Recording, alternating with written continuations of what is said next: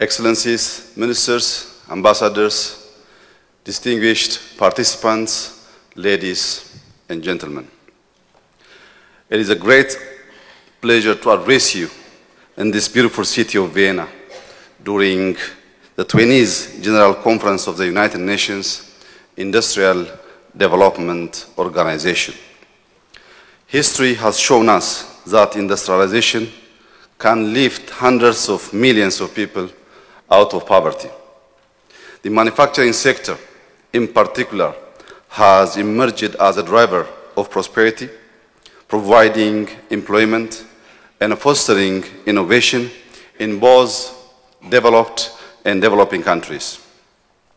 Over the past 2 decades, the world of industry has been in a constant state of change due to digital transformation, an evolving geopolitical landscape, and the need for a green industrialization because of climate change.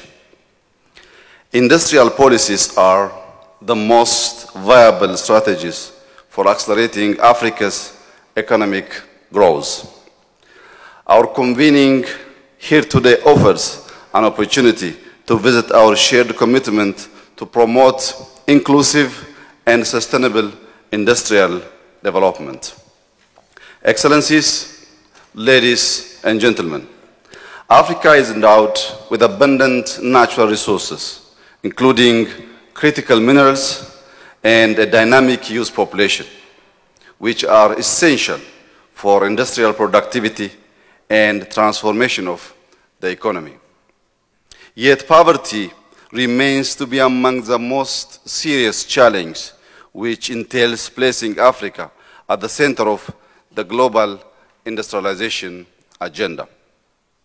In Ethiopia, since 2018, we have embarked upon reforms rooted in a deep understanding of our potentials, challenges, and opportunities to expand our economy and accelerate poverty reduction. Our vision is to fully unlock Ethiopia's untapped potential in various sectors and to drive this growth through able institutions and highly skilled labor. Our pathway to prosperity follows a multi-sector growth approach to enable equitable development. Manufacturing remains a priority, particularly because of its close linkage with other sectors, such as mining, but also because it holds its own immense potential for scale, learning by doing, and acquisition of technological know-how. We are an entrepreneurial state that recognizes the private sector as the engine of growth and aim to harness our demographic dividend for productivity. Excellencies, allow me to share with you briefly the ingredients that comprise our reforms.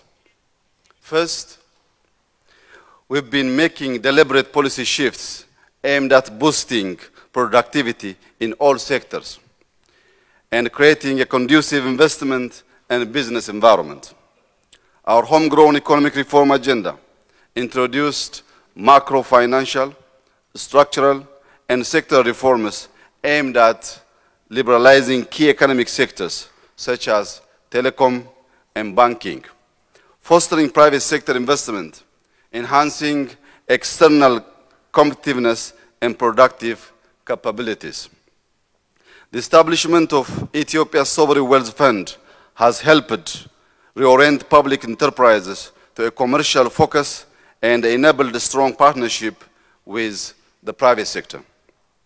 We have strengthened our adaptive industrial policy making by establishing a free economic zone in order to be more agile in the face of a changing world.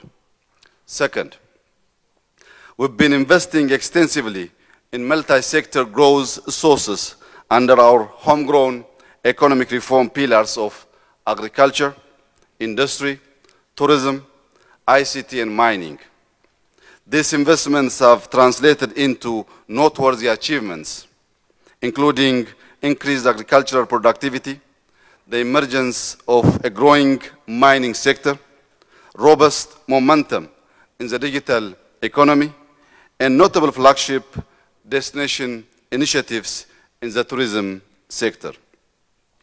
The intensified production of strategic commodities like wheat, coffee, and avocado, alongside promising measures for substituting edible oil and rice production, are pivotal elements in Ethiopia's pursuit of food self-sufficiency.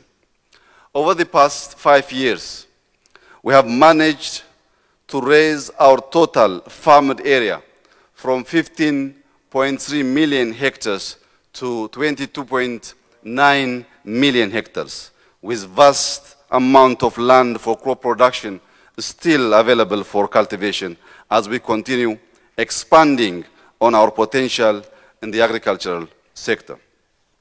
The digital economy is making substantial progress driven by the implementation of foundational elements such as a digital ID and payment systems, and the establishment of the Ethiopian Artificial Intelligence Institute that focuses on research and development of solutions in our priority sectors.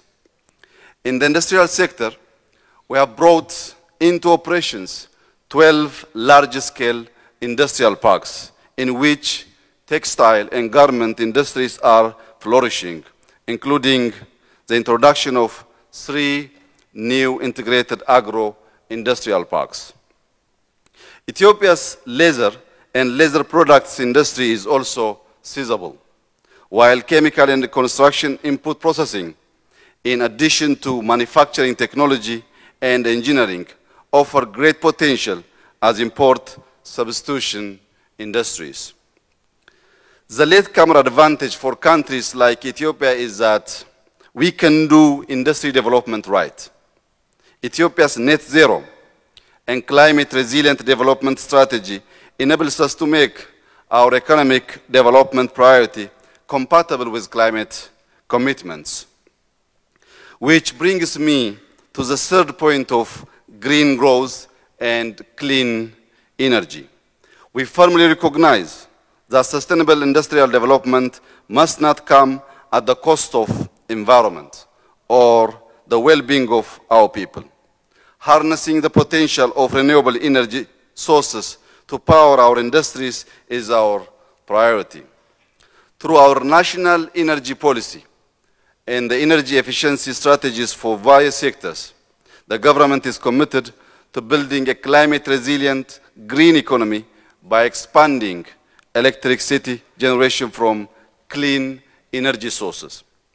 Ethiopia already generates 98% of its energy from clean sources. The Grand Ethiopian Renaissance Dam is Africa's largest hydropower plant, and Koisha is the third largest. We are expanding our wind, solar, and geothermal sources, and currently harnessing green hydrogen to support industrial growth. Nationally, Ethiopia has more than 60,000 megawatt potential from our diversified and abundant renewable energy resources. But reaching this capacity requires significant investments.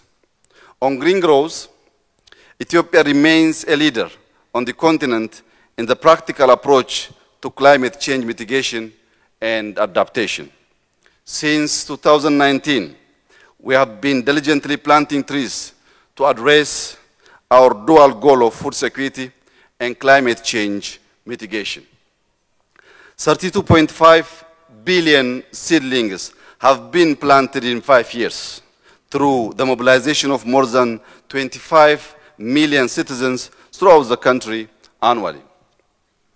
Lastly, I would like to emphasize that social development is a key foundation for our development goals.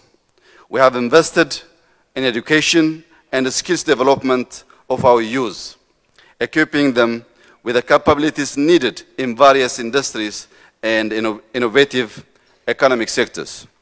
Our approach is to be inclusive and equitable, benefiting all segments of our society, especially the marginalized and the vulnerable. Excellencies, ladies and gentlemen, Ethiopia is a resourceful, resilient, and productive nation on a path to unlocking many of its potentials for inclusive and sustainable growth. Our multiple reforms have allowed us to double our GDP and our per capita income in 5 years. But one of the basic tools for sustainable economic growth and industrialization is the attraction of foreign direct investment. We've been hard at work creating a favorable investment and business environment to attract FDI. Yet further support is needed in matching the right investments to the right sectors. Similarly, skills and technology transfer are a center of Ethiopia's industrial development policy and practice. The jobs creation agenda is important to us, and it must be a joint agenda with countries in Europe and North America, which are main destinations for migrants. We have an abundant youth population that has increasingly become technologically savvy and skilled. We want to retain this talent in our country and on the continent. To do so, we seek the cooperation of developed countries in technology transfer, investments, and development financing. In conclusion, I would like to reiterate that we firmly believe that by pursuing inclusive and sustainable industrialization and diversifying our economy, we can create prosperity, reduce inequality, and contribute to a better future for our people and the world. I thank you.